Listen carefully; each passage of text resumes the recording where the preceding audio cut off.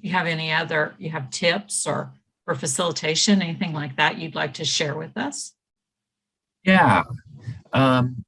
So one tip, which I think is probably a tip that's often relevant for intercultural activities, is the idea of modeling. So I usually, when I use this activity in my class or even in other settings, I will often go first in a sense. So I will, um, I want the focus to be on the learner's experience and reflection.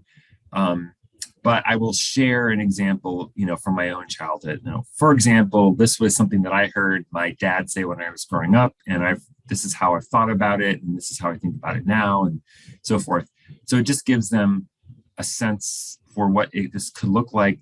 And the saying that I usually share is one that's pretty simple, because I think sometimes my students think, oh gosh, I have to come up with some profound wisdom that I heard when I was a kid. And maybe it was, or maybe it was just a 3-word sentence that my parents would say to me. So one tip would be as a facilitator to share of yourself and share your own example.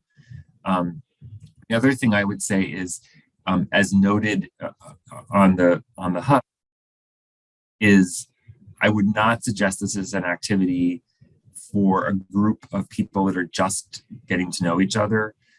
I would suggest that this be an activity that a facilitator integrates as part of a group that already has formed to some extent. So I do this activity, sort of halfway through the semester with my students, where they already have some familiarity with each other.